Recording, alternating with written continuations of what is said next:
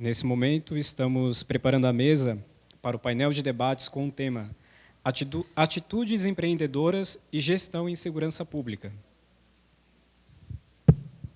E para mediar esse debate, convidamos a delegada da Polícia Civil de Santa Catarina, doutora Maria Carolina Caldas, que receberá os seguintes painelistas.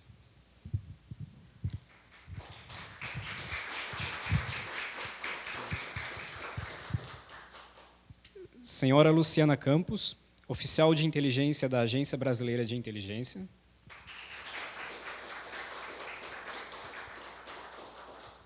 Perita Andressa Boer-Fronza, perita-geral da Polícia Científica de Santa Catarina.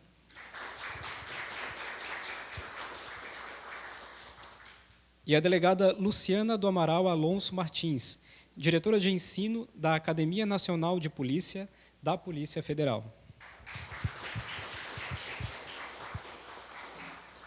Doutora Maria Carolina, a palavra está com a senhora.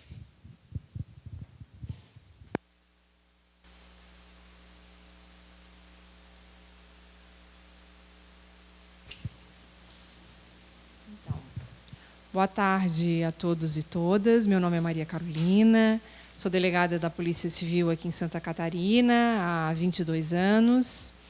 Quero, primeiramente, agradecer o convite feito pela professora Gertrudes Dandolini para estar aqui como moderadora desse painel. A professora Gertrudes integrou a minha banca da defesa de tese de doutorado do EGC, que tratou justamente de uma temática tão importante, que é a gestão feminina, né?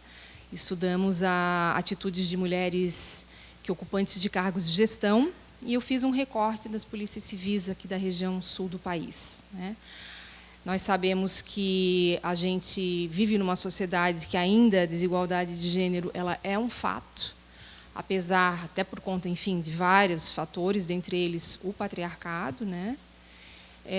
Mas temos tido muitos avanços, mas avanços recentes, principalmente com o ingresso da mulher no mercado de trabalho, que data de apenas algumas décadas, né? Então, essa questão desigual, ela é fato e ocorre em todos os meios, né? O meio familiar, o meio educacional e também o meio organizacional, né? Seja organizações privadas e organizações públicas, né? Eu que atuo dentro da Polícia Civil, né? O meu estudo foi, né, um pouco mais profundamente nessa instituição pública. Nós verificamos que as polícias civis, elas, claro, até em razão da atividade finalística delas, né, de investigação criminal, apuração de delitos, prisão de autores de crimes, elas têm uma atividade mais, em regra, masculinizada, apesar de hoje a gente saber que as tecnologias de informação e conhecimento e comunicação, que a inteligência policial acaba sendo o cerne da investigação policial, né? Também pela questão até da hierarquia, né, e disciplina vigente na polícia, e também, acredito, em todas as outras instituições da segurança pública. Isso ocorre, as instituições elas são bastante top-down, bastante verticalizadas, né? E, por conta disso, claro que muitos avanços ocorreram, mas ainda os dados demonstram que, em todas as polícias civis, das 27 unidades da federação, as mulheres estão em menor número do que os homens. Inclusive, em 18 estados, as mulheres não perfazem sequer 25% do efetivo. Isso não ocorre na região sul do país. Até trouxe aqui os dados. Foram extraídos de março de 2023, tá? Coletados. Santa Catarina, de 3.444 policiais civis, 34% são mulheres. No Paraná, de 3.995, 36% são mulheres, 36%, e no Rio Grande do Sul, de 5.310, 40% são mulheres. Então, ainda estamos em menor número. E isso ocorre também nos cargos de gestão, né? A gente sabe que nós estamos em poucos números, né? Nós somos poucas ocupando cargos de gestão proporcionalmente aos homens, né? Essa é uma barreira, a barreira do cargo de gestão é uma barreira meio invisível, é o teto de vidro. A gente sabe que existem critérios discricionários na escolha dos cargos de gestão, né? Além de várias outras barreiras que a gente tem, há necessidade de a gente trabalhar, né, mudança cultural, políticas públicas, práticas organizacionais. Mas, aqui, eu acho que o mais importante é também a gente tratar das atitudes empreendedoras, né? Até porque é o título do nosso painel, faz parte, é um dos construtos do título. E, então, o Duran fala das 3 dimensões das competências, né? Que são conhecimento, que é o querer, é o saber, habilidades, saber fazer, e atitudes, que é o querer fazer, né? E quais, então, essas atitudes empreendedoras que a gente, né, e não só mulheres, mas mulheres e homens precisam, no caso aqui a gente está tratando mais especificamente das mulheres, precisam para desenvolver, para superar essas barreiras, né? São várias, claro, né? Comunicação, network, diminuir a nossa dupla jornada, escolha de bons mentores, trabalhar controle emocional, né? E eu acho que por isso é tão importante esse painel e a temática. Por isso, então, vamos tentar trabalhar um pouquinho, né? Compartilhar esse conhecimento com essas palestrantes, a experiência delas. Para isso, então, eu faço uma pergunta a vocês 3, por favor, para a gente tratar. Gostaríamos de saber, né, que tipo de trajetórias que, dentro do cargo de gestão ocupado por vocês, que vocês vêm percorrendo, e quais os barreiras e facilitadores identificados durante essa trajetória. Obrigada. Obrigada, delegada Carolina, professora Gertrudes, pelo convite. É uma oportunidade inestimável estar aqui para discutir um assunto tão importante que, na verdade, assim, no ambiente da segurança pública, da defesa e da inteligência, ele não é abordado tão frequentemente, né? Eu sou oficial de inteligência da ABIN. Eu tenho 14 anos de ABIN, né? Fui chefe da assessoria parlamentar e fui chefe da divisão de produção da superintendência aqui de Santa Catarina. Faz mais ou menos 2 anos que eu estou de volta a Santa Catarina, né? Passei 12 anos na sede. Eu tinha até falado para a doutora Carolina que eu não tenho como falar de gestão sem antes eu falar um pouco sobre a ABIN, né? Como a ABIN funciona, o que a ABIN faz, porque a ABIN, na verdade, ela é uma ilustre desconhecida, né? As pessoas sabem que a ABIN existe, mas assim, o que a ABIN faz, né? Como é que funciona? Então, vou fazer primeiro, eu sei que eu tenho 15 minutos de fala, né? Então, acho que eu vou gastar ali uns 5, 7 minutinhos fazendo uma apresentação institucional. Fica melhor para eu ver. Pode passar, por favor.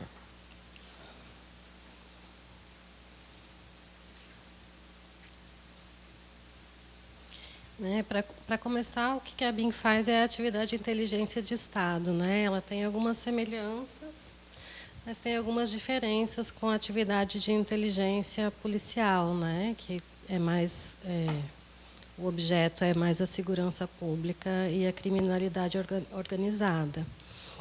Então, como é que isso é feito, né? É feito a produção de conhecimentos com a metodologia de produção de conhecimentos, que eu acho que é a mesma que os senhores também utilizam, mas que quer dizer que a gente não simplesmente pega um dado e passa um dado adiante, né? Tem todo um ciclo de inteligência, daí tem a metodologia, que a gente passa por diversas fases ali, de análise, técnica de avaliação de dados, de síntese, até a gente chegar num relatório de inteligência que ele tem uma forma, né? Então, assim, às vezes a gente tenta se afastar do negócio de ser uma agência de fofocas. Isso está bem longe de ser a verdade, assim. Isso daí é feito com a produção de conhecimento e ela é voltada para o assessoramento do processo decisório nacional.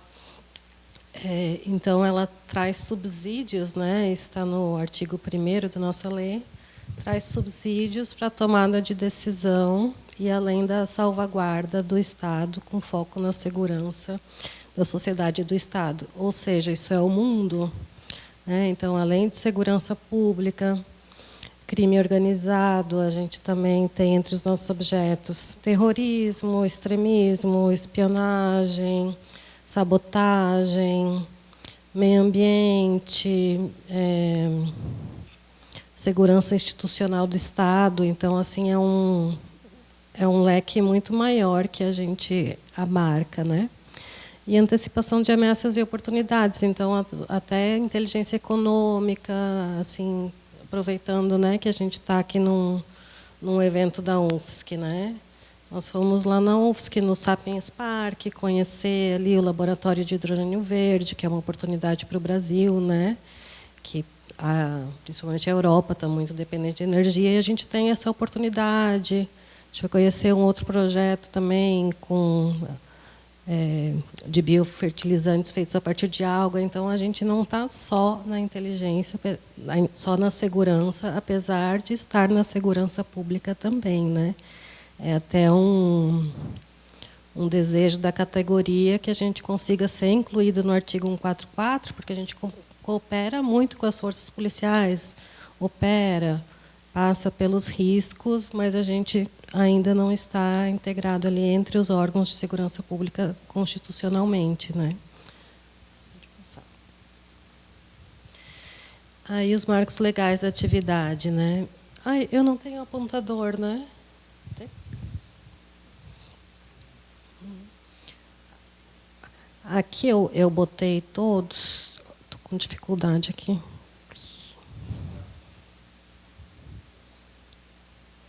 Não estou conseguindo.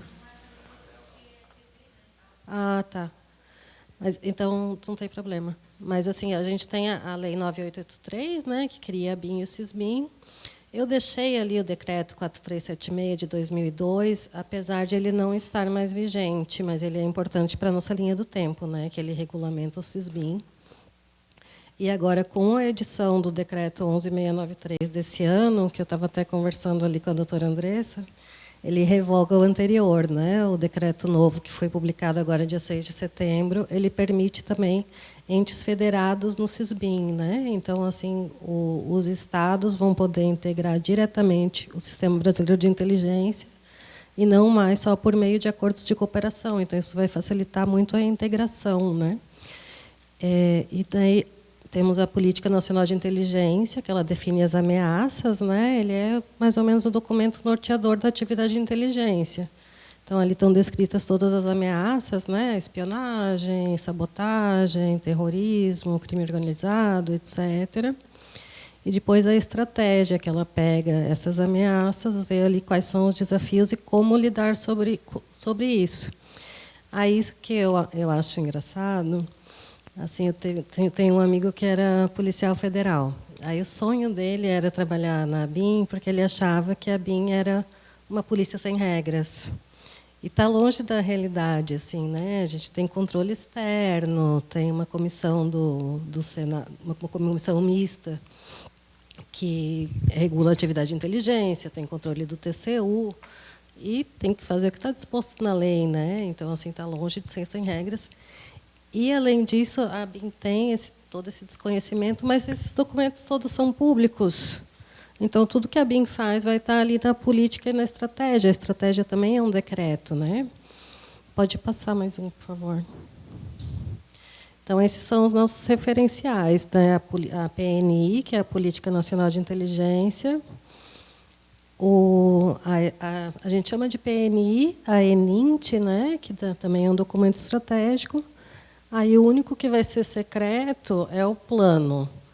O plano ele não é de domínio público, porque ele chega mesmo nas particularidades de cada estado, digamos, ou dos objetivos mesmo, de uma forma bastante concreta, né? Mas a atividade de inteligência ela está bem estabelecida, assim, qual que é o objeto do nosso trabalho, né? Apesar de ser do alfinete ao foguete, como a gente brinca. Então, sendo do alfinete ao foguete, né, são várias áreas, assim, tem algumas áreas que têm a ver com a segurança pública, né, tipo criminalidade organizada, fronteiras, cibernético, segurança da informação, mas tem outras que elas são além da segurança pública. E daí a gente já começa a conseguir ver a dificuldade que é a gestão de tudo isso, né? A quantidade de pedidos que a gente recebe com equipes limitadas, como qualquer outra organização.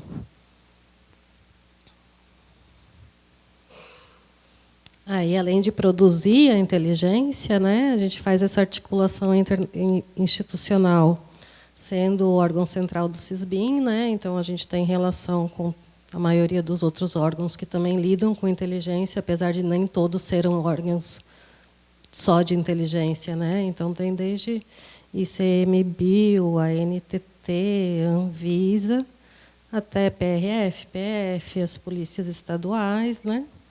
Capacitação em inteligência e desenvolvimento de tecnologia também. Então, assim, isso tudo vai se juntando onde eu quero chegar, que é a dificuldade da gestão que a gente enfrenta.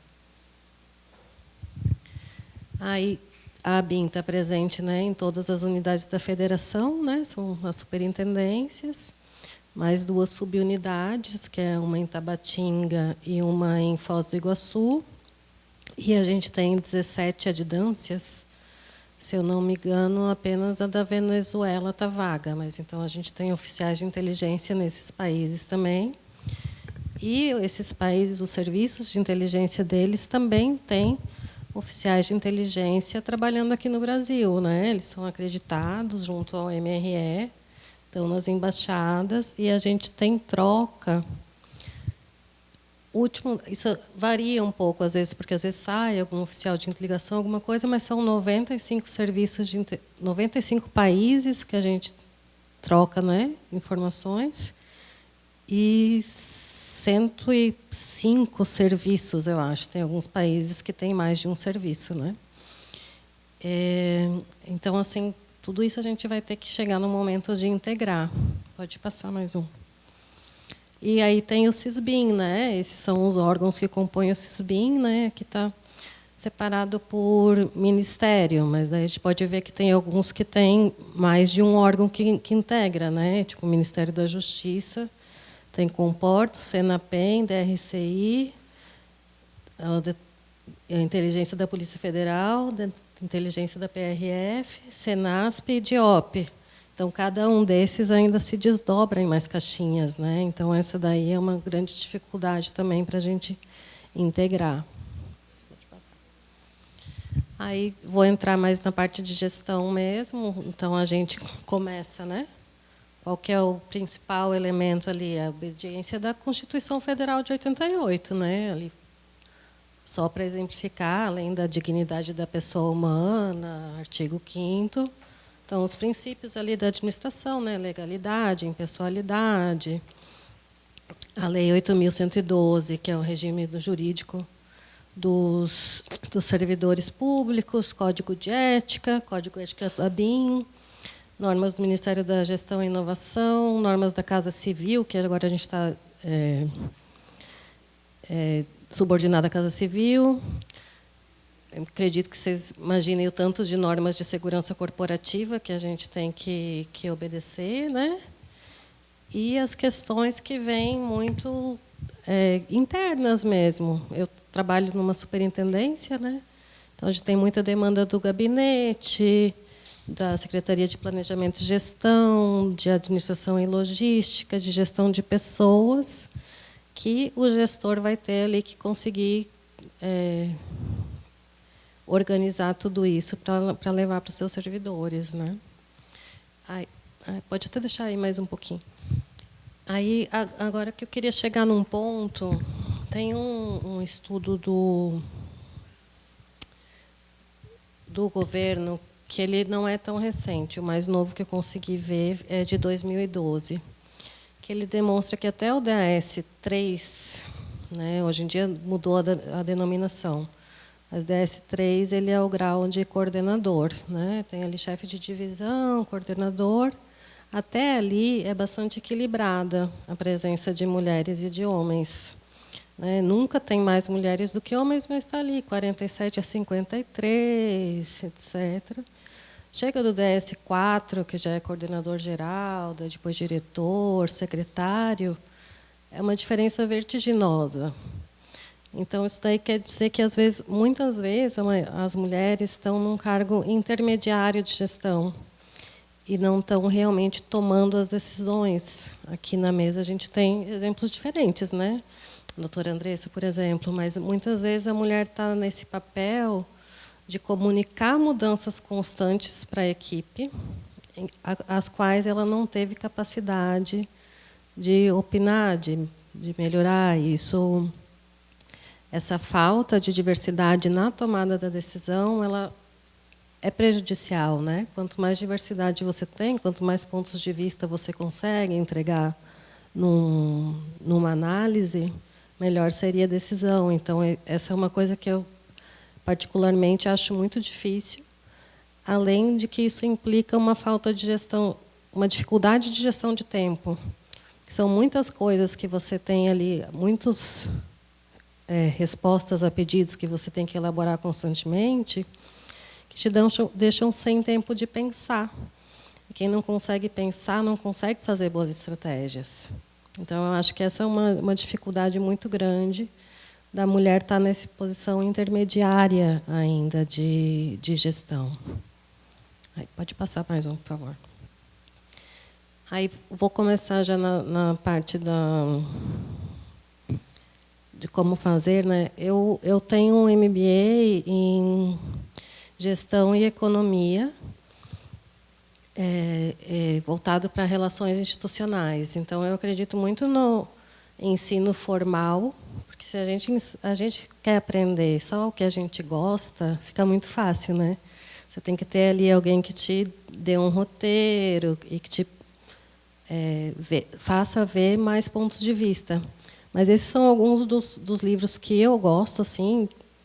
É uma coisa meio empreendedorismo, né? Coach, mas foram passados ali na minha pós, né? Uma coisa que eu acho muito importante é se conhecer. Então, esse o Descubra Seus Pontos Fortes, ele te fala para você investir nas coisas em que você já é bom. Né? Às vezes é tão desgastante você pegar uma coisa que você já é uma dificuldade e ficar batendo naquela tecla quando é muito mais importante, às vezes, você se aprimorar nas coisas que você já tem mais facilidade para fazer. E assim eu penso sobre a equipe também. Né? A equipe, você pega... Ali eu tenho aquele monte de assuntos para cobrir, não adianta eu colocar alguém que não gosta de determinado assunto para trabalhar com ele. Né? É muito melhor pegar alguém que já gosta.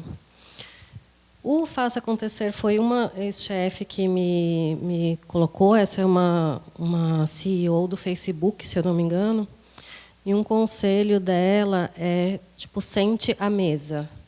Né? Porque as mulheres, muitas vezes, ficam ali no cantinho, não têm coragem de entrar ali na sala do chefe, numa reunião, não toma a palavra. E, às vezes, a gente precisa ter essa mudança de atitude. Se conhecendo, né? Eu sou uma pessoa introvertida, então o poder dos quietos, você tem que se conhecer, não adianta ler até aleatoriamente, sem você não sabe o que você precisa, né? E a quinta disciplina, eu acho muito bom que ele é sobre a organização que aprende, né? Você pegar isso e você não deixar isso morrer. Eu saí do meu cargo faz um mês, né? Mas não é porque eu saí do meu cargo que eu vou te pedir só mais uns minutinhos, tá? Tá quase acabando. Que as coisas que eu fiz na gestão se perdem, né? Aí, barreiras, facilitadores e atitudes. Eu pensei 5 pequenos conselhos. Um é a gente deixar de acreditar em determinados estereótipos. Porque a mulher ela é mais intuitiva e o homem é mais racional. Ou porque, quando a mulher é chefe, a mulher tem que ser mãezona. Né? Não precisa ser mãezona de ninguém, precisa ser justa. Né? Então, isso daí eu acho que é importante. Mas um grande estereótipo é a competitividade entre as mulheres. Eu já ouvi isso muitas vezes, que as mulheres são competitivas entre si, a rivalidade entre as mulheres. Eu tenho 14 anos de ABIN, mas antes disso eu trabalhei na Anvisa. Eu sou formada em farmácia aqui na UFSC, né? Trabalhei em UPA, trabalhei na Anvisa, trabalhei em ONG, trabalhei em farmácia, trabalho na ABIN há 14 anos. E as minhas experiências com mulheres, tanto na chefia quanto como colegas, nunca foi de rivalidade. né? Sempre foi, na verdade, de acolhimento e de aprendizado com essas outras pessoas, tanto com as mulheres quanto com os homens, mas a rivalidade feminina eu não experienciei. Eu sei que isso não é um método científico, né? Nunca vi um estudo que diga realmente que foram estudadas milhares de mulheres e foi determinado que, para mim, é um mito que a gente tem que deixar de acreditar. Outra coisa é se juntar de outras mulheres, né, que possam contribuir, ou de outras pessoas, né, que possam contribuir ali com a tua gestão, se conhecer. Eu decidi que eu não gosto mais de gestão, né, e decidi abrir mão. Eu já tive colegas que abriram mão e acharam que estava grávida ou quer engravidar, porque que outro motivo uma mulher poderia ter para abrir mão, né? Não, você se conhece. Se você se conhece, você sabe se você é mais introvertida, daí você vai trabalhar aquela coisa. No meu caso ali, eu sou uma pessoa muito estudiosa e eu gosto de entender muito o contexto das coisas. E sem tempo para pensar, eu estava ficando louca. Então, assim, não, eu prefiro sair, pegar um tema de análise e vou analisar um tema. Acho que eu vou ser mais útil como analista do que como gestora. Então, é a questão de se conhecer. E deixa eu colar aqui na minha colinha.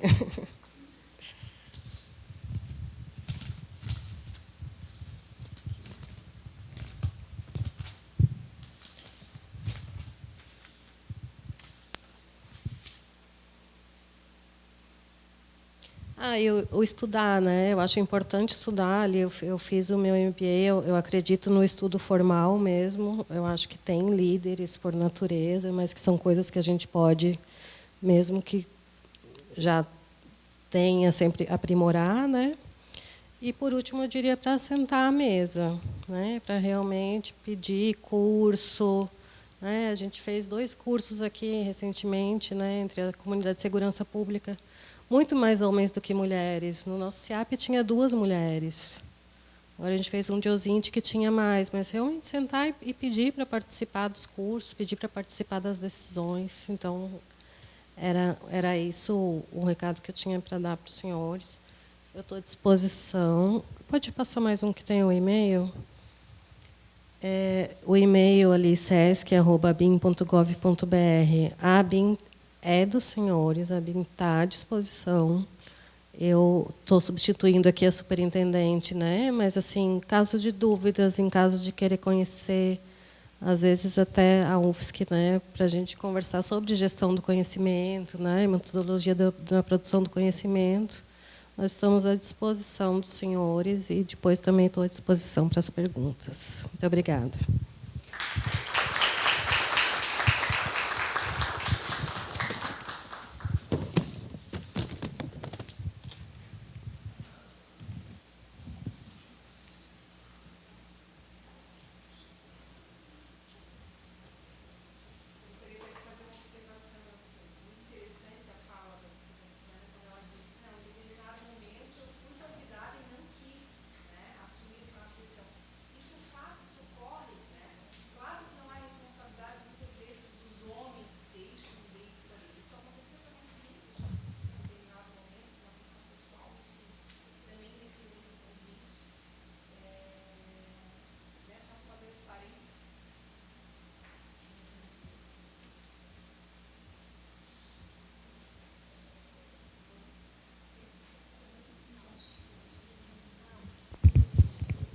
Agora sim, boa tarde.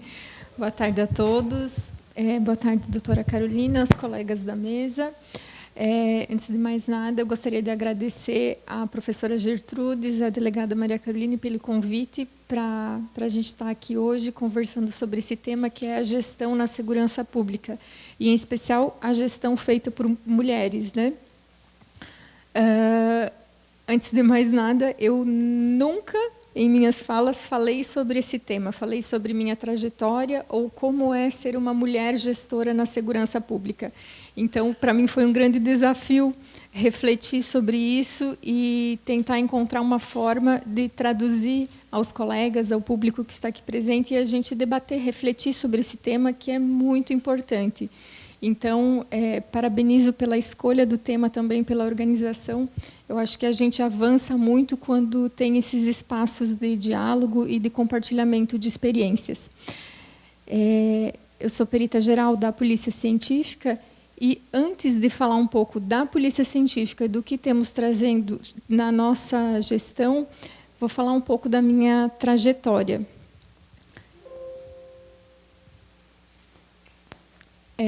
Eu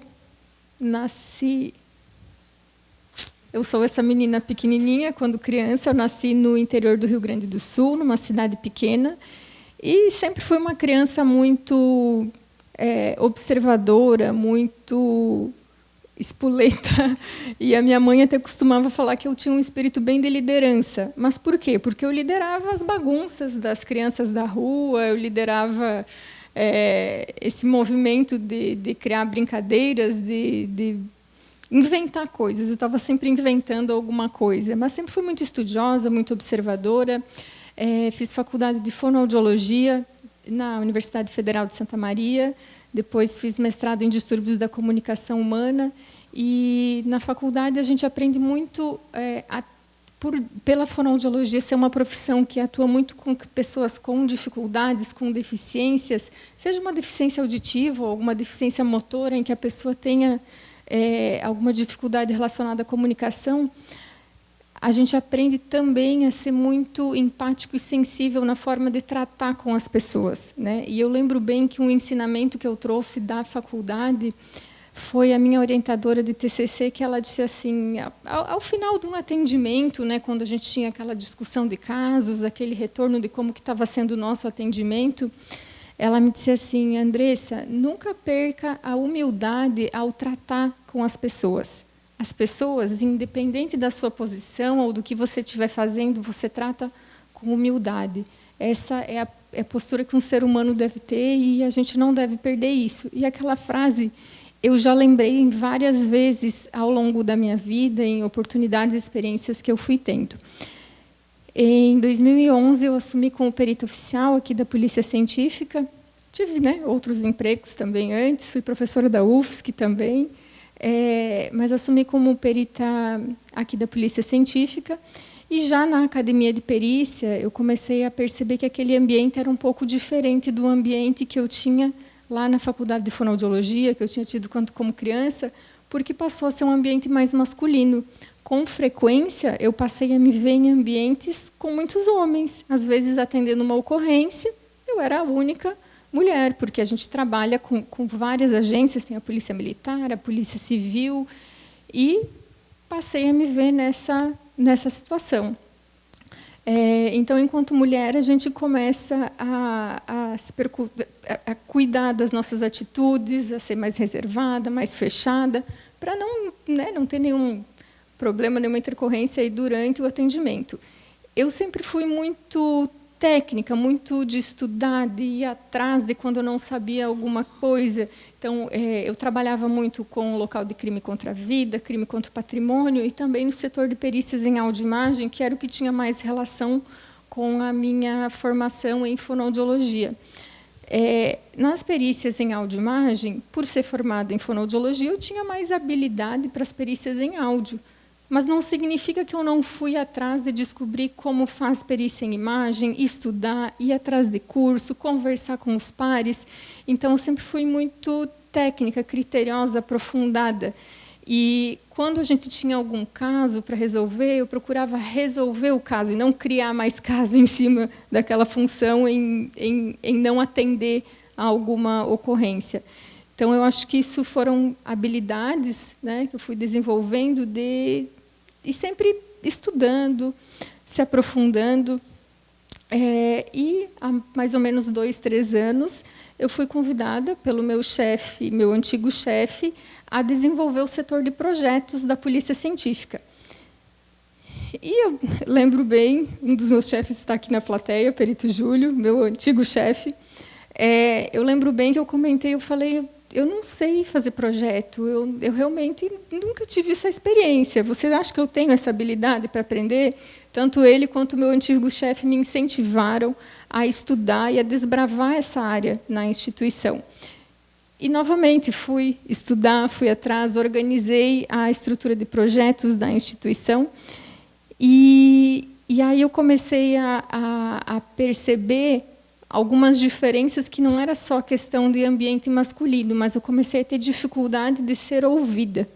Os meus chefes, o perito Júlio, o doutor Giovanni, eles entendiam o meu papel, apoiavam a minha atuação na instituição, mas, às vezes, entre os pares, os próprios colegas, talvez por ser algo novo, não davam a devida atenção àquilo que eu estava tentando implementar. Então, eu senti essa dificuldade. Outra barreira que eu encontrei, e vai muito ao encontro do que a doutora Luciana falou, é com relação a ocupar espaços à mesa. E eu lembro bem de uma reunião num órgão externo em que tinham pessoas que desempenhavam a mesma função que eu em outras instituições, e eu fui orientada a sentar aos fundos da mesa, não as pessoas que sentam à mesa, né? Eu sentei, mas eu notei que os demais chegaram e sentaram à mesa. Então, as pessoas que desempenhavam a mesma função que eu em outras instituições estavam à mesa, eram homens, e eu fui colocada um pouquinho de canto. Sem criar caso, sem fazer alarde, de forma muito respeitosa, eu puxei a minha cadeira e sentei à mesa, sentei no cantinho, bem no cantinho da mesa. Então, eu notei que a gente precisava, às vezes, procurar esse espaço, de forma muito respeitosa, mas ir procurando esse espaço. E, enquanto do meu trabalho aí na área de projetos e captação de recursos, teve uma vez que eu estava na Câmara dos Deputados defendendo os projetos para a Polícia Científica a serem implementados, e eu sempre procurei muito cuidar com relação à comunicação também. A forma que a gente comunica, a forma que a gente ouve o que as outras pessoas trazem, né? E eu optei por falar de um jeito diferente nessa reunião. Eu não falei quais os equipamentos que a Polícia Científica precisava. Eu poderia chegar lá e falar: nós precisamos de viatura, precisamos de microscópio, precisamos de um equipamento avançado para o laboratório, mas eu optei em apresentar os benefícios que aqueles, né, no caso os parlamentares, teriam ao investir para a Polícia Científica, que era, eles iriam investir na ciência para promover a justiça. E o que eu achei muito legal dessa reunião é que teve uma pessoa que ouviu atentamente tudo que eu falei. Então, a gente eu sentia aquela dificuldade em ser ouvida, mas eu notei que ali tiveram pessoas que ouviram. E o nosso governador Jorginho Mello estava nessa reunião, e, a partir de então, ele começou a conversar comigo, procurou saber mais, conhecer da Polícia Científica, conhecer como era a nossa instituição, o que atuava, e culminou com o convite para eu ser perita geral da Polícia Científica. Então, voltei. Como tinha colocado, né, trabalhei no setor, aqui foi essa reunião que eu comentei, em que me senti ouvida, né, e culminou com esse convite para eu ser perita geral da Polícia Científica. A Polícia Científica é uma instituição dos órgãos integrantes da segurança pública, né? E hoje nós estamos em 31 unidades em todo o Estado, mais quase 300 postos de identificação.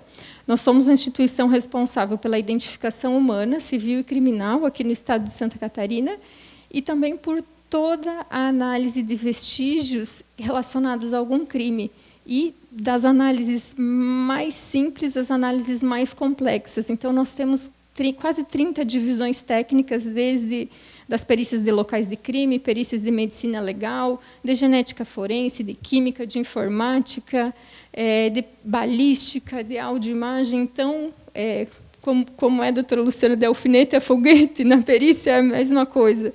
Nós atuamos com tudo aquilo que for imaginável de estar relacionado a algum crime. E quando eu tive a oportunidade, né, de ter sido convidada para ser perita geral, eu aceitei esse desafio e hoje me sinto muito alegre e grata por ter tido essa oportunidade. Nunca foi algo que eu sonhei, mas eu acredito que as experiências e as oportunidades que eu tive me levaram, e eu tive a chance de ser ouvida, né?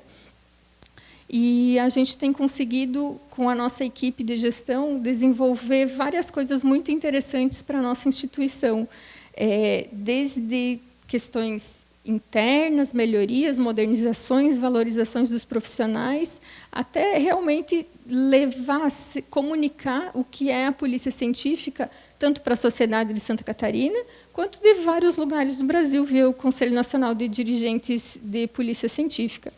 A perícia oficial está num bom momento, mas nós ainda temos muitas coisas a avançar, em especial para a sociedade reconhecer e entender o nosso trabalho, a importância da perícia criminal para a promoção da justiça.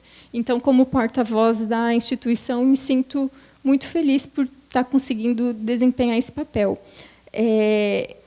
Acaba sendo tudo muito intenso, são muitas coisas que acontecem, então a gente tem que ter esse perfil dinâmico e organizando a nossa equipe para conseguir resolver todas as situações que nos aparecem, mas temos conseguido fazer algumas coisas bem interessantes e eu resolvi elencar algumas coisas para apresentar aqui para vocês que temos feito na nossa gestão. Nós temos um programa chamado PCI por Elas, que é um núcleo especializado de atendimento de vítimas de violência doméstica e sexual, que é um núcleo formado por médicas legistas mulheres e auxiliares de medicina legal mulheres. Então, são mulheres atendendo outras mulheres. A gente está com esse núcleo especializado aqui na capital, mas temos a intenção de expandir, abranger para outras regiões do estado também. E, embora a gente atue com essa violência, né, doméstica, sexual, com vítimas desses crimes, a gente sabe que, infelizmente, todas as mulheres estão sujeitas a esse tipo de violência, inclusive na nossa instituição. Então, hoje, na Polícia Científica, nós somos em 755 servidores, divididos em 3 carreiras. A carreira de perito oficial, que inclui os peritos criminais, peritos médico-legistas, peritos criminais bioquímicos e peritos odontolegistas, e as carreiras de auxiliares e técnicos periciais. Se a gente pensar na instituição como um todo, 40% da instituição são mulheres e 60% homens. Mas na carreira de perito oficial, nas outras são mais ou menos equivalentes, 50%.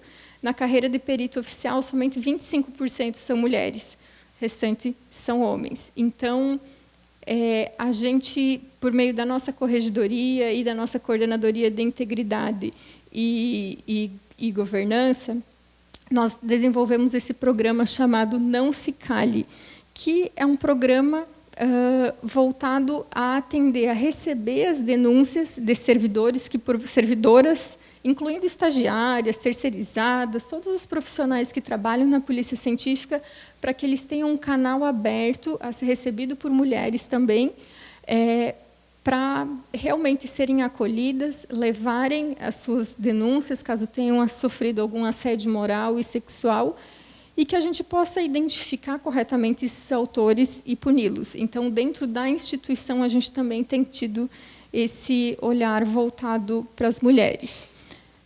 Outro programa nosso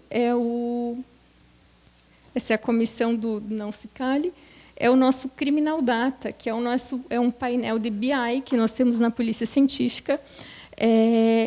Através desse painel, que também foi desenvolvido na nossa gestão nesse ano, a gente monitora, transforma todos os atendimentos, né, os nossos dados, aliás, todos os nossos números em dados, para que a gente se baseie nas nossas tomadas de decisão. Então, a gente tem desde o controle do número de casos, de ocorrências, de vestígios, de tipos de vestígios, como é que está cada unidade nossa, a questão da confecção de carteira de identidade. Então, temos vários painéis. E um dos painéis desenvolvidos é esse painel de violência contra a mulher. E ali a gente consegue monitorar todas as vítimas mulheres e vestígios relacionados a mulheres que são periciados, desde o setor de sexologia forense até homicídios. Então, a gente consegue ver, por exemplo, que uma vítima de homicídio, aliás, de feminicídio, né, mulher, às vezes ela já tem 7, 8 boletins de ocorrência, já passou por atendimentos de lesão corporal. Então, tudo isso a gente consegue monitorar e, através desses dados, auxiliar os gestores, os implementadores de políticas de segurança pública para prevenir a violência contra a mulher. Então, é algo que eu acho bem relevante. Temos várias outras inovações também. Eu destaco muito a parte de projetos e processos. Também é coordenada por uma perita, hoje a perita Betina, e a perita Suelen, a parte de processos. E essa nossa gestão por processos tem possibilitado que a gente consiga captar mais recursos, mais investimentos para a polícia científica e, assim, trazer mais modernizações. Então, só esse ano, por exemplo, a gente já teve várias aquisições tecnológicas, então, modernizações que facilitam o trabalho da perícia e possibilitam que a gente encontre vestígios hoje que não seriam encontrados com as técnicas tradicionais. Então, a gente procura aplicar essa tecnologia para cada vez trazer mais modernização, a gente realmente ser mais efetivo e célere no nosso trabalho e também possibilitar essas ferramentas para as nossas equipes periciais. Outro ponto interessante é o uso de bancos de dados, sistemas automatizados que também facilitam que a gente encontre mais autores de crimes ou indícios de autoria. São ferramentas tecnológicas que nos permitem fazer coisas que antigamente eram consideradas impossíveis. Então, por exemplo, o banco de perfis genéticos, o banco de perfis balísticos, uso de sistemas de reconhecimento facial, usos de bancos de impressões digitais. Então, aquele vestígio coletado numa vítima ou coletado num local de crime, mesmo que a gente não tenha, o delegado de polícia não nos aponte um autor, um suspeito, a gente consegue fazer essa busca automatizada e confirmar ou não se pertenceria a algum suspeito que está no banco. Então, nós já tínhamos o banco de perfis genéticos, fizemos parte da rede nacional, e o banco de perfis papiloscópicos, e esse ano implementamos o nosso sistema de reconhecimento facial e o banco de perfis balísticos, o SINAB. Então, são duas modernizações muito importantes para a polícia científica. Além de todo esse trabalho de perícia criminal, de análise dos vestígios, como eu comentei, também somos os responsáveis pela identificação humana. Então, confeccionamos as carteiras de identidade, que é um documento básico, essencial, que traz cidadania para todas as pessoas, e fizemos a gestão desse banco de dados, que também é algo muito relevante. Agora nós estamos emitindo a carteira de identidade nacional, também começamos a emissão esse ano, foi em março desse ano, desse novo documento, e até semana passada éramos líderes nacionais na emissão do documento, e temos focado nossa gestão para realmente conseguir otimizar e dar um bom atendimento para a população, de forma célere, de forma ágil, e que realmente todos tenham acesso a esse documento. Então, a gente entende que o acesso à perícia, o acesso ao documento de identidade são garantias dos direitos fundamentais de todo ser humano. E, por isso, a gente investe para cada vez ser mais acessível e não existir nenhum processo judicial, nenhum caso em que não esteja solidamente fundamentado em laudos periciais. Inclusive porque não só encontramos autorias, como também absolvemos inocentes de injustas acusações. E esse também é um trabalho muito importante da polícia científica. Então, tentei trazer para os senhores um pouco da minha trajetória, barreiras, coisas, dificuldades e facilitadores encontrados, e alguns avanços que a gente tem trazido na gestão ao longo desse ano.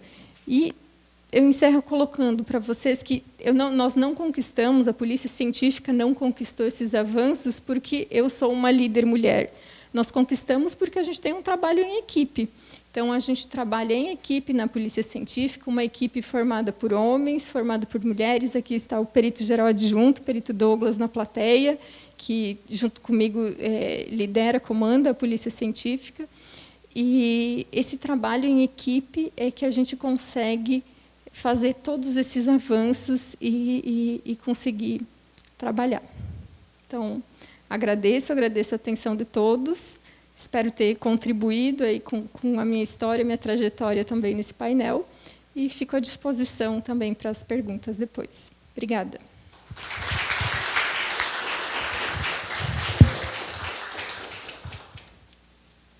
Eu vou pedir licença para ficar de pé. Boa tarde a todos e a todas. Vou ficar até aqui na frente, assim, para ficar mais perto de vocês, né? Primeiramente, eu quero agradecer à professora Gertrudes por criar esse espaço de visibilidade, de empoderamento, né? A doutora Maria Carolina, por estar à frente dessa mesa, por estar conduzindo os nossos trabalhos, pela sua pesquisa, que eu quero ler, que é muito importante para a questão do empoderamento e da representatividade feminina. Agradecer à Universidade Federal de Santa Catarina, ela é uma universidade vanguardista, ela é uma grande parceira da Polícia Federal. Então, estar aqui nesse lugar, para mim, é uma oportunidade que me traz uma honra, né? Isso, para mim, é muito valoroso estar aqui. Então, eu quero registrar publicamente isso. A Polícia Federal estar aqui, para nós, é uma oportunidade, é uma honraria. Tá bom, professora Gertrudes? Né? Então, a minha missão hoje aqui é falar sobre 3 coisas, né? Os 3 eixos, né? A minha trajetória, quais são os desafios na minha gestão e quais foram as oportunidades. Me apresentando a vocês, eu tenho quase 20 anos de Polícia Federal, comecei trabalhando em Tabatinga, conheci o colega da agência que trabalha lá na minha época, né?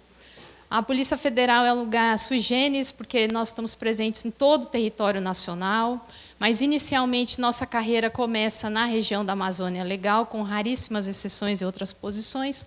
E aí, nesse contexto, né, em um contexto extremamente masculino, né, a gente sabe... O passador, por favor. Obrigada. Né? E, nesse contexto, né, eminentemente masculino, nós, que somos minoria, as delegadas são 15%. Eu vou apresentar os dados, porque eu estou numa academia, eu tenho certeza que os pesquisadores aqui também querem ver alguns números da Polícia Federal, mas contar para vocês um pouco da minha trajetória, além dessa experiência na região norte, né, operações, desintrusões, esse momento muito sui generis em que uma mulher ela está numa posição de liderança, num contexto masculino, numa condição de adversidade, e como é que os colegas lidam com esse sujeito, né? Quem é essa mulher? Dentro do imaginário feminino, o que é ser uma mulher? Né? Um ser frágil, vulnerável, submisso, obediente. Né? E como é que é estar ali comandando 50 homens numa reserva indígena com ameaça de sequestro? Então, isso vai exigindo da gente, ao longo da carreira, que você vá construindo uma confiança, uma firmeza, e que você se veja ali, de fato, como um ator importante e capaz de lidar com essa diversidade. A diversidade começa minimamente na academia, no nosso sistema de formação. Nós somos submetidos a uma academia, a um regime de internato atualmente, antigamente era de semi-internato. Isso é o nosso primeiro grande desafio, né? Sair de casa, deixar os nossos filhos, o nosso marido, a nossa família, a nossa cidade, deixar a nossa cultura. A Polícia Federal é muito diversa culturalmente, né? Existem pessoas de todos os estados que se reúnem ali. Então, esse também é mais um desafio para nós mulheres, lidar com todo esse conjunto de coisas, a maternidade, a ausência, né? Então, a minha carreira começa nesse lugar, passa depois pela unidade central, Tabatinga, Roraima, unidade central, e aí inicia a minha carreira na área de ensino. Então, eu fui responsável, ao longo da minha carreira, pela atividade de ensino na área de inteligência, na área de tecnologia, na própria Academia Nacional de Polícia. Eu passei um momento antes deste aqui. Eu fui responsável na coordenação da segurança dos grandes eventos, pela capacitação das forças de segurança que atuaram nos grandes eventos. Nós capacitamos 97 mil pessoas na Operação Olimpíadas e Copa do Mundo. Isso é um número bastante expressivo. Então, essa é a minha jornada até esse momento em que houve uma reestruturação na Polícia Federal e a nossa academia foi alçada à condição de diretoria e com uma série de missões, né? A gente tem ali no cantinho o PF80. O que significa esse PF80? É um programa de transformação organizacional que a Polícia Federal vem implementando desde o dia 1º de janeiro, que foi o dia da nossa reestruturação, para que a gente possa implementar políticas de diversidade, a transformação da academia, a aproximação com a academia, com a universidade, com os institutos de pesquisa, como o Fórum Brasileiro de Segurança, com outras forças de segurança. Estava até hoje aqui conversando com o doutor André Bermudes, que a importância de outras polícias darem aula na nossa formação. Isso ainda não aconteceu, e isso acontecerá. Precisamos das visões de outros parceiros. Então, em linhas gerais, esse foi a Luciana. Quem é a Luciana? É essa pessoa, né? 50 anos, 2 filhos, né? Que passou por essa jornada e que hoje está à frente, eu estou à frente da academia, com a missão de materializar todas essas frentes do nosso projeto de transformação organizacional. Agora foi. Bem, vamos falar um pouquinho o que é ser mulher, né? Mulher policial, no imaginário social, né, tal Moscovici, ele fala que a representação social ela é uma teoria, uma prática que cada um de nós utiliza para compreender a realidade ao nosso redor. Para que a gente possa... O ser humano tem essa necessidade, né, essa necessidade de compreender o seu entorno. Então, ele cria mecanismos para decodificar o mundo. E na construção social, da representação policial, a gente tem sempre essas qualidades, né? A coragem, a força física, a habilidade, a capacidade de tomar decisão, de decidir, de comandar. E esses atributos, eles não são atributos femininos. Então, aí está o primeiro grande choque, né? Quando a gente se apresenta para ocupar essa posição. Eu quero ser um policial, mas... Nossa, mas dizem que eu não tenho isso aí, porque eu sou a submissa, eu sou a frágil, eu sou a vulnerável, eu sou a que chora, né, a que encolhe. Né? E aí você já tem essa primeira elemento a lidar. O que a sociedade pensa da polícia, o que a sociedade pensa de uma mulher policial. Será que eu dou conta? Será que eu tenho esse espaço? Então, essa dificuldade de ser ouvida, essa dificuldade de sentar à mesa, essa dificuldade de ser chamada, essa dificuldade de fazer parte do processo decisório, né? A dificuldade de ser vista na sua feminilidade e ter o seu espaço e o seu corpo respeitado.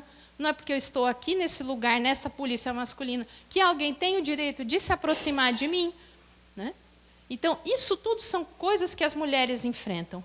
E o trabalho policial, ele exige o quê? O que a gente precisa fazer, saber para ser polícia? A gente tem um monte de conhecimentos técnicos, as hard skills que a academia vai ensinar, que as nossas formações, os nossos cursos, as nossas parcerias. E existe um conjunto de soft skills. Olha só que interessante. E que hoje é o grande diferencial das organizações. Como me antecederam aqui as minhas colegas, nós estamos falando hoje de quê? De inteligência emocional, de capacidade de se comunicar, de gerenciar conflito, de escutar o outro. Né? A senhora falou sobre escutar as pessoas. A nossa capacidade de gerenciar as crises, a nossa capacidade de trabalhar em equipe, né? A nossa capacidade de conduzir os processos decisórios. Então, olha só, isso aí a gente está aí. Então, olha só. Qual é, olhando bem aí, a única coisa que a gente não tem? Força física. Mas a gente tem uma arma. A gente tem planejamento operacional. A gente tem inteligência. Né? Então, nós temos aqui doutora Aletheia, muito obrigada, aqui a nossa superintendente do estado de Santa Catarina, né? Especialista em lavagem de dinheiro, uma das nossas conteudistas, uma das nossas referências. Doutora Aletheia, uma mulher que tem todas as condições de estar à frente de um Estado, né, que reúne as condições técnicas para isso. Com 1,50 m. Obrigada. Obrigada. Né?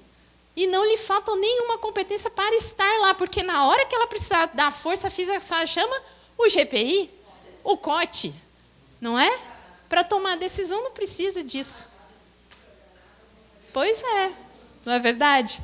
Então, nesse contexto, que eu digo que nós podemos, sim, nós estamos aí, reunimos condições, mas eu trouxe alguns elementos para compartilhar com vocês, nós percebemos que nós estudamos mais, somos mais aprovadas, temos a maior representatividade social, o melhor desempenho. Desculpem, a minha fala aqui não é para desqualificar os homens, a minha fala aqui é para evidenciar os dados, até porque eu já registro a importância dos senhores. Os senhores são o vetor de transformação, não somos nós somos minoria. Então, se essa mensagem a gente não conseguir semear, o meu papel aqui é semear nas instituições, e parabéns à Polícia Científica, né, que reconheceu, tem à frente uma mulher e que semeou, a colocou nessa posição de liderança. Né. Mas esse processo é um processo lento, não são todas as organizações que estão nesse lugar. Nós ainda estamos no lugar, nós somos boas para fazer a tarefa, boas para organizar, boas para tudo, menos para comandar. Então, a gente faz a tarefa e os homens sentam na cadeira. É assim que funciona. Né? E aí, como é que a gente vai reverter esse processo? Mas, voltando aqui, que eu vou responder essa pergunta depois. Com relação ao concurso da Polícia Federal, o último, nós tivemos 316 mil inscritos. E desses 316 mil inscritos, 35% eram mulheres. Uai, por que as mulheres não se interessaram pela polícia? Então, isso a gente já tem uma pergunta para responder. Será que a polícia é um lugar inseguro? Será que essa representação social de que a força física ela é fundamental para eu ser um policial? Como é que eu vou lidar com as questões da família? Olha só, aí ali já vem a primeira quebra. Que nós, mulheres, temos que avaliar se isso tem uma identidade, o que é essa polícia, que representação foi construída. E depois da inscrição, as que são aprovadas, a nossa média é de 18%.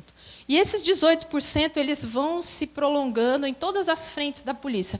Em termos de capacitação, nós somos 18%, de aprovação. Uma coisa interessante que a gente percebeu na formação é que, quando tinha uma mulher na linha de tiro, o desempenho das mulheres era maior.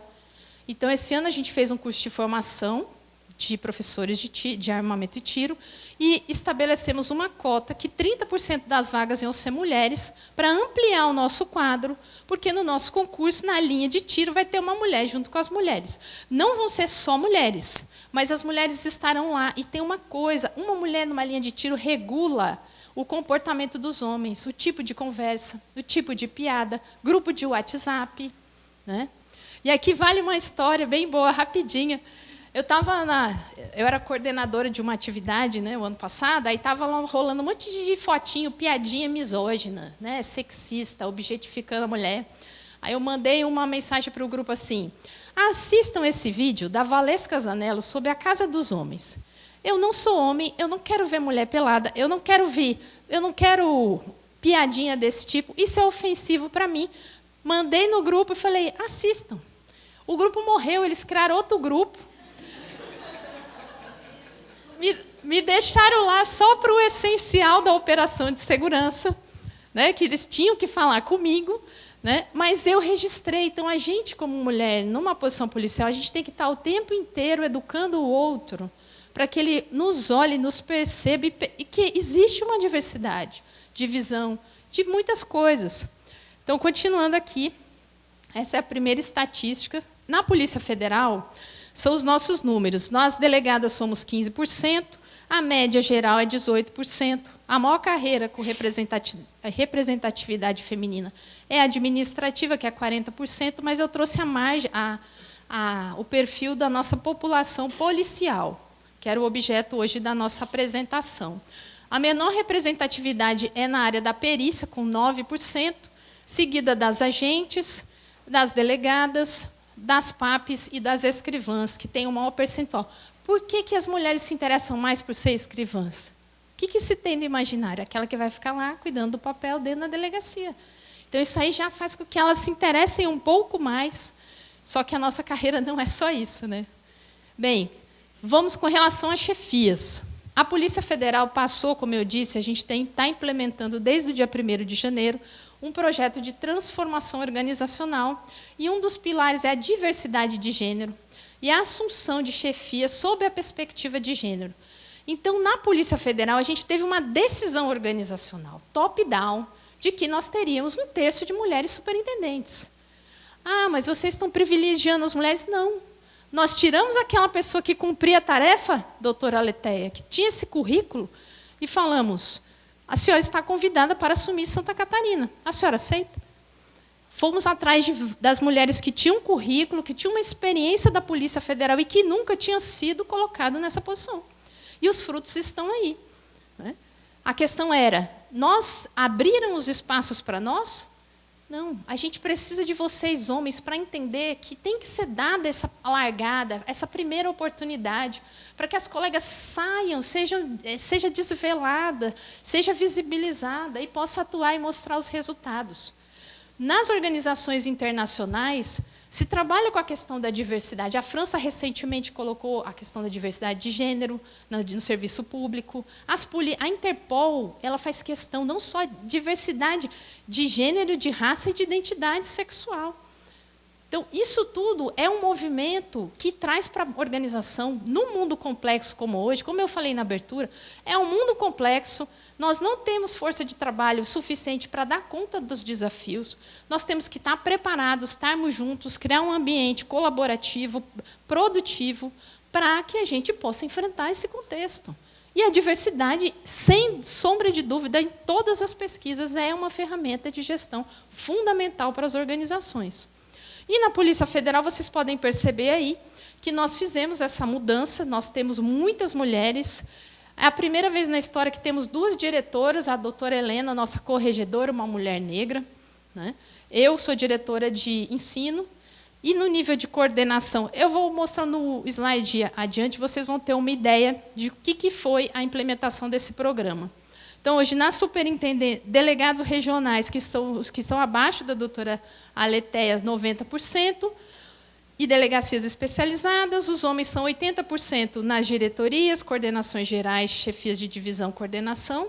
Nas superintendências, olha só, já muda esse percentual, e assessorias.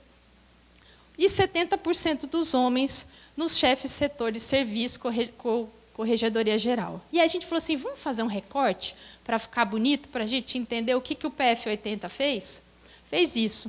De 0 diretoras para 2, comparando 2015 com 2023.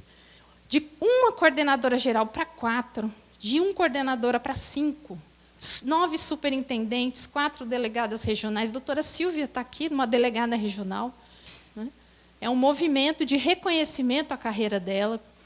Chefes de delegacia, chefes de divisão, olha os números comparados nessas séries, nesse recorte que a gente fez. E chefe de setores, que são aquelas que estão ali junto, resolvendo os problemas. Isso tudo permite que, estando nesse espaço, a gente possa induzir as políticas institucionais para que a gente exista, influa e faça esse processo de transformação. E aí eu coloco 2 elementos que são importantes, que a Polícia Federal está trabalhando. A atratividade, como atrair as pessoas para ampliar a participação feminina.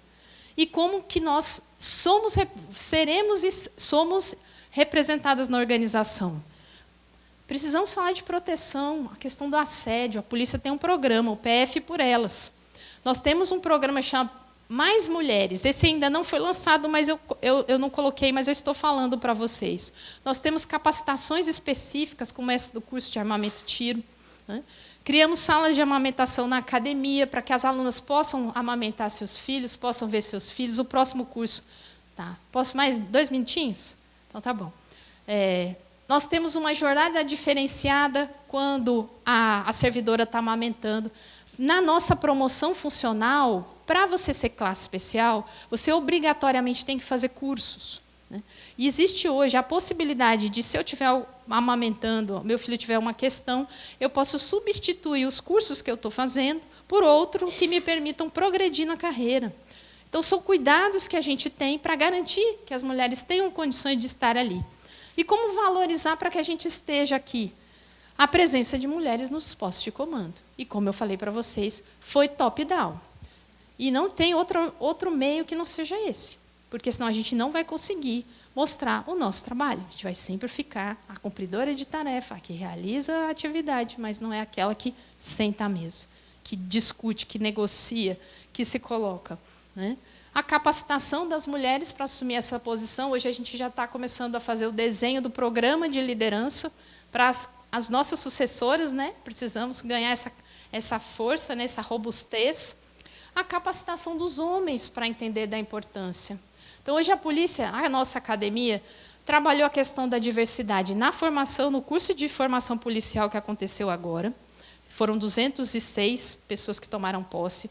Na capacitação continuada, que a Polícia Federal investe 50 milhões de reais por ano em ações, são 600 ações presenciais, mais a nossa plataforma de ensino à distância. Nós investimos no seminário de letramento. O que é questão de gênero? O que é questão de raça? O que é questão de identidade? Isso é importante. Do que a gente está tratando? O desconhecido é algo que desperta no ser humano o medo.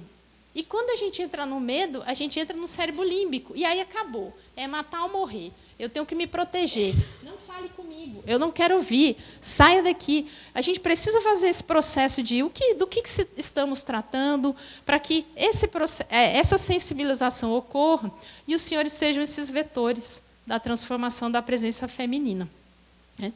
A polícia e o futuro. Como garantir que isso continue?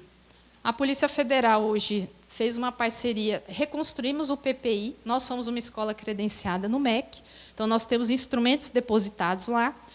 Nós colocamos todos esses projetos estratégicos dentro do nosso PPI, que está depositado no Ministério da Educação. Nós criamos, dentro da unidade da coordenação de trilhas de desenvolvimento da Polícia Federal, um núcleo de gestão executiva, diversidade e inovação. E, a partir dali, a gente consegue perpetuar essa premissa. Aí, o que eu digo para as mulheres que estão aqui, né, digo que sejam vocês mesmas. Nós não precisamos nos transformar em outra pessoa para ocupar uma posição de liderança. Assumam a sua inteireza, as suas fraquezas, as suas fortalezas e se apresentem quando chamadas. Porque a gente pode falhar, sim.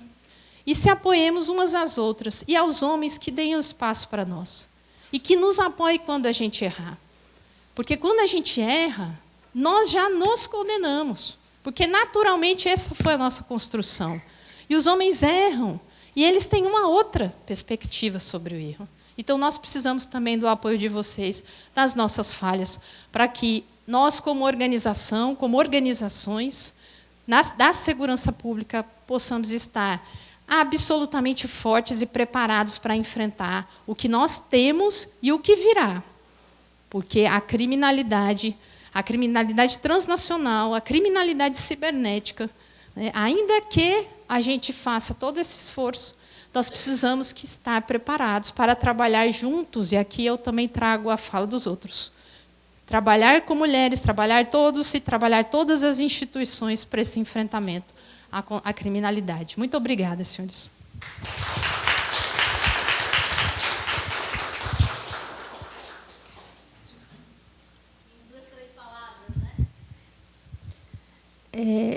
Eu acredito que o ideal é, primeiro, que estejam preparadas, estudem sobre a instituição, sobre a pasta, sobre a temática que as mulheres desejam almejar. Estudem, estejam preparadas, qualificadas para, quando a oportunidade chegar, se sentirem preparadas para assumir.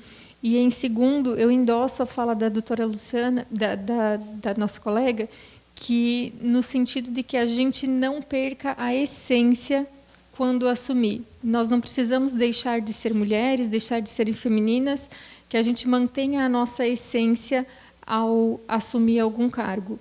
Às vezes a questão, coisas que eu percebo, né? Às vezes a forma de se vestir, a forma de agir, as pessoas associam alguma delicadeza, alguma fraqueza, e a gente não deve levar isso em consideração. Então, manter a essência, não assumir um personagem diferente daquilo que você é, porque se baseia ou tem referências, acaba assumindo um personagem, e tudo aquilo que não é genuíno não se sustenta. Então, mantenham a sua essência para que você realmente consiga transformar a sua instituição.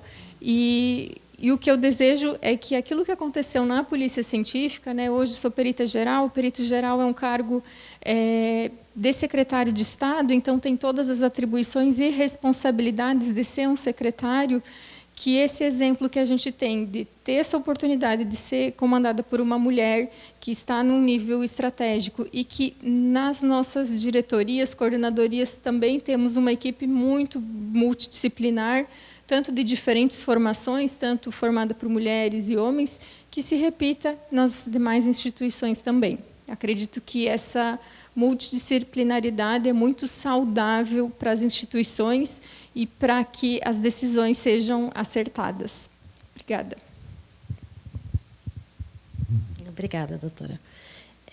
Eu vou repetir ali a questão que eu acho que é muito importante a gente se conhecer, né? Somente se conhecer a gente vai saber se quer mesmo estar num cargo de gestão. Se a gente não quer, a gente também não é obrigada, né?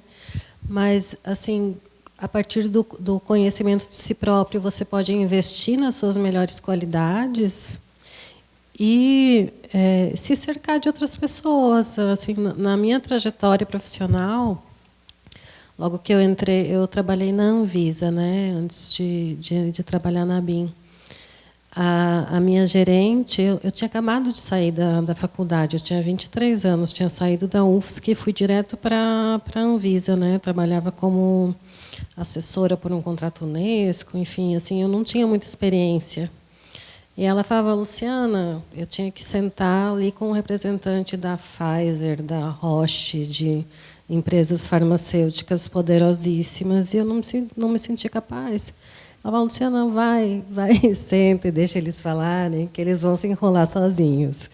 E, assim, era uma mulher que me falou isso. E ela também falou para mim, naquela época, assim, olha, sempre que te derem uma oportunidade de usar a tua voz, use. E eu sou uma pessoa muito introspectiva, né? Mas foram mulheres que foram me dando incentivos. E, então, acho que é assim, se conheça, né? Se cerque de boas pessoas, né? Construa amizades, não só network, é amizade mesmo, né? E estudo formal também, assim, eu acho bastante importante.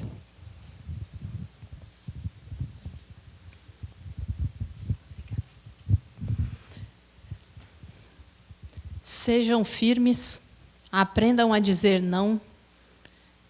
A gente nunca vai estar preparado, porque sempre haverá algo a aprender.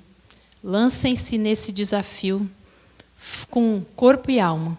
Acreditem em vocês, porque a gente pode tudo. Todo ser humano pode tudo. E nós, mulheres, podemos muita coisa. E a gente faz essa transformação quando a gente acredita na gente. E a gente pode transformar o mundo. A nossa presença ela é muito necessária nesse contexto humano, social, econômico, ecológico, institucional que existe aí hoje. Lancem-se, confiem, acreditem.